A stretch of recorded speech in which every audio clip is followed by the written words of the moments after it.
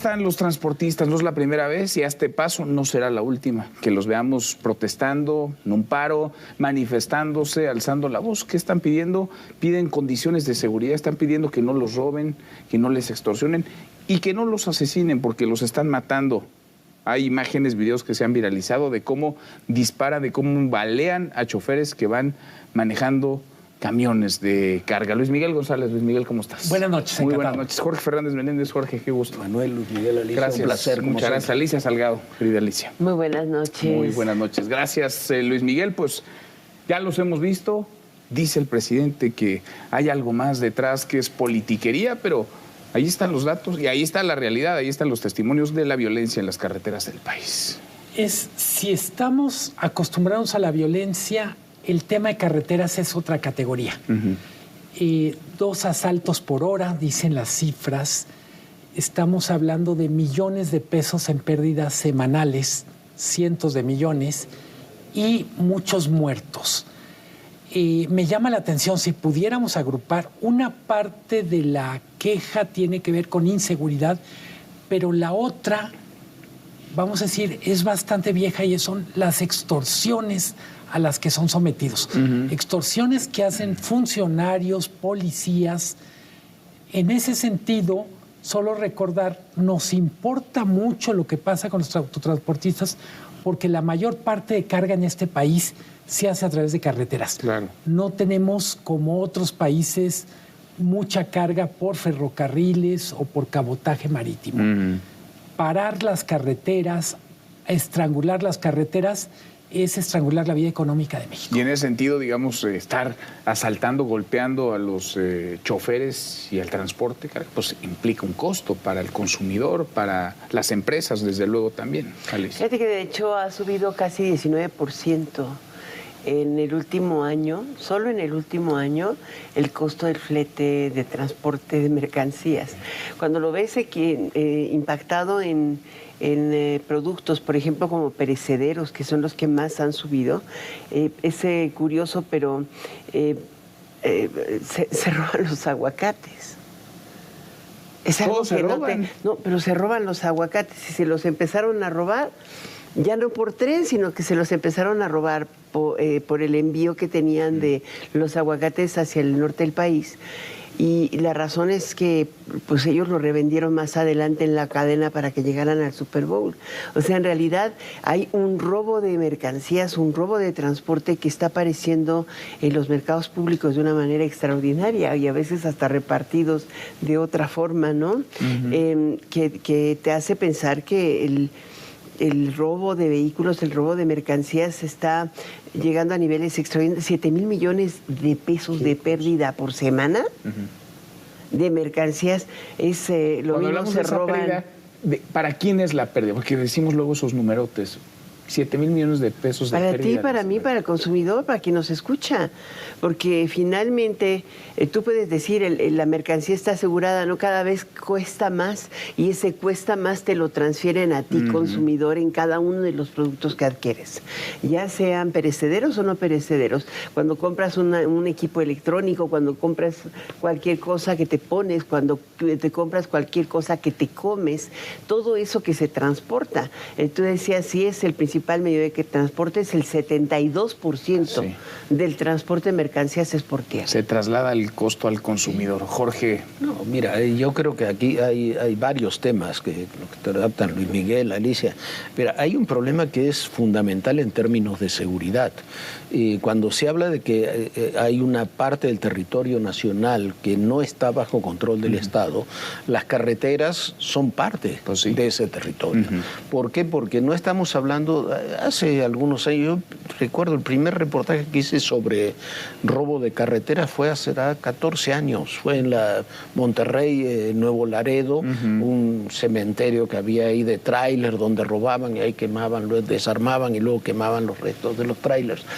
Pero eso eran casos aislados todavía. Ahora está generalizado, y está generalizado no en las carreteras que va de Iguala a Chilpancingo, no. Está en las principales autopistas autopistas del país. Sí, porque igual la Chilpancingo ya están perdidas. México-Puebla, Puebla-Perote. Muy transitadas, las más transitadas. Y veíamos, a ver, la mayor parte de los robos no ocurren, uno pensaría, en la noche, a la madrugada, ¿no? Es en la mañana y hacia el mediodía. Sí. Es decir, a plena luz del día, total impunidad. De 7 de la mañana a 12 son cuanto mayor cantidad de robos de trailers hay aproximadamente 40 al día. La cadena de tráfico que tiene que haber de los productos tiene que ser muy importante, porque tú dices, se roban los aguacates como se roban televisores, como se roban productos, bebidas alcohólicas, cervezas, lo que tú quieras, se roban lo que quieras. Y una de las carencias que tenemos es que en la falta de estos ruptura de esquemas de seguridad que hemos tenido, desapareció la policía de caminos. La policía de caminos era, por una parte, la policía que tenía dentro de las policías, de la Policía Federal, la verdad, la que tenía mejor estatus. No vamos a decir ahora que no había corrupción, pero por supuesto que había corrupción, pero por lo menos era una corrupción acotada, vamos a decirlo así, y el tránsito, nunca tuvimos problemas de tránsito en las carreteras. Sí.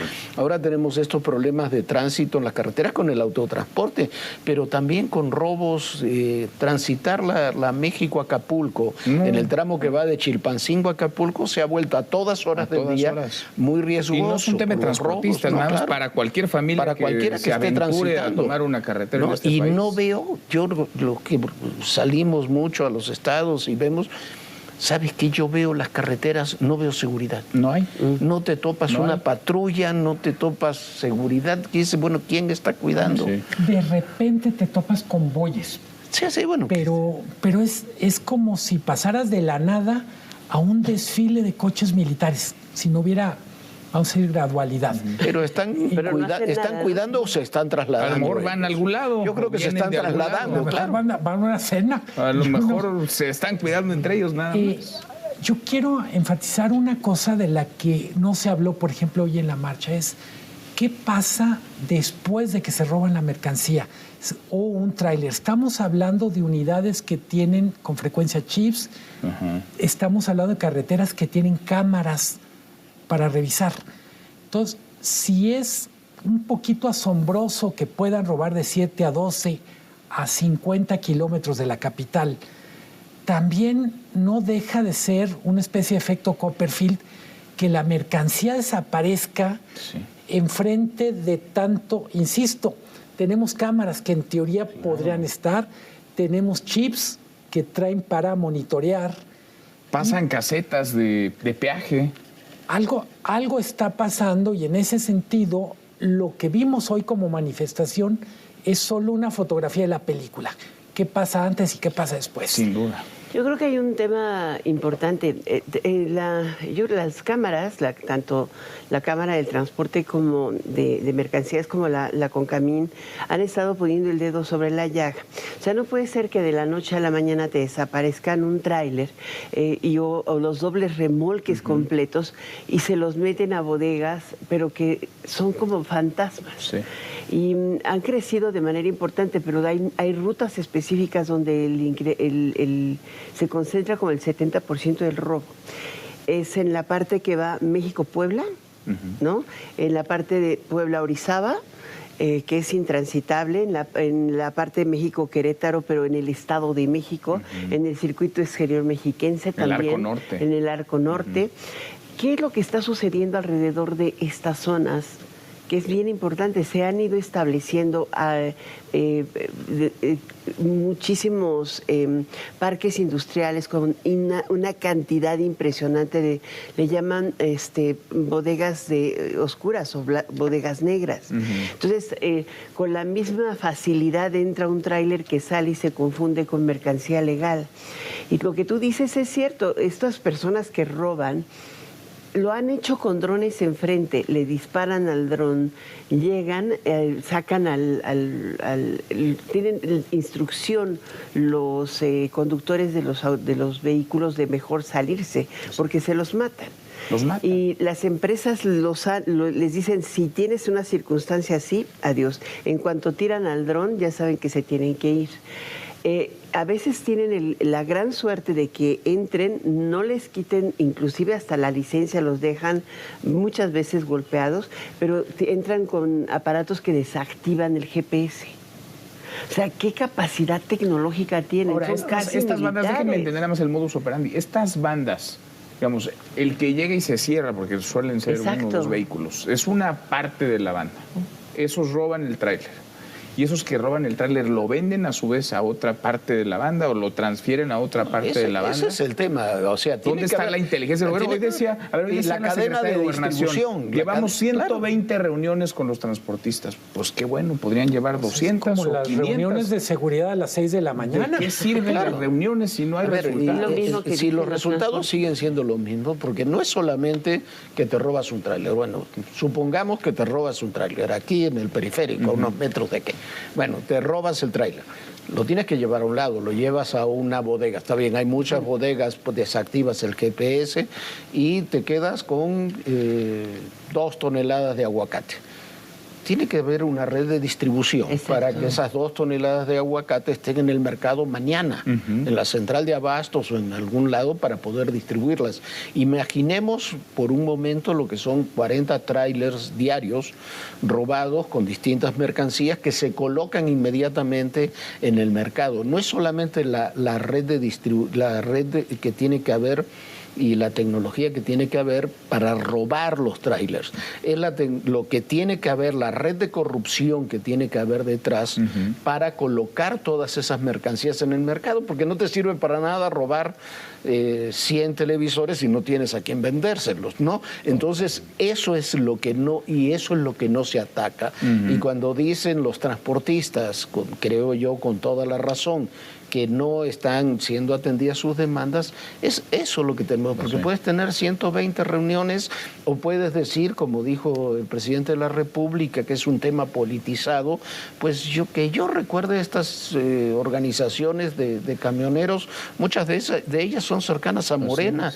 El sábado domingo mataron a uno de un candidato de Morena en Ecatepec, que es era líder él y su padre de uno de las empresas de autotransporte más importantes, que son de las que están ¿Y qué puede haber de politiquería en una demanda que es más que legítima y justa? Porque están pidiendo seguridad, no están pidiendo lana, no están pidiendo que les den cargos, no es subsidio, posiciones. no están pidiendo subsidio. Están pidiendo poder trabajar sin que los maten. ¿No? Pero están pidiendo francamente, incluso decir que este tema escaló y se volvió político es parte de una lógica que dices, claramente trascendió la esfera de seguridad pública, trascendió la nota roja y estamos en otro nivel. Se requiere la intervención del Estado a un nivel más alto del que ha estado, y con esto me refiero no solo si está o no la Secretaría de Gobernación, sino la coordinación.